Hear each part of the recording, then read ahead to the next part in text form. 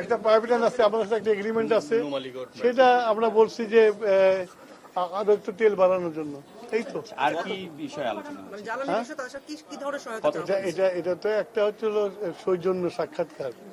সৌজন্য সাক্ষাৎকার যা যা আলোচনা তাইতেই হয়েছে, বললাম তো। পরিমাণ ওইটা আমার তেল বাড়াই দিতে বলছি। এখন কি বাড়ে তারপরে বুঝবো যে কি কত বাড়ছে। যা বলার বলে দিচ্ছে, আর বলার কি যুদ্ধ আপৎকালীন অবস্থার জন্য, অবস্থার জন্য বলছি একটু বাড়াই দিতে। একটু পরিমাণটা বললাম তো পরিমাণটা বলতে পারবো না, আচ্ছা ঠিক আছে সেটা এখনো ডিসাইড হয় নাই। How can I tell you?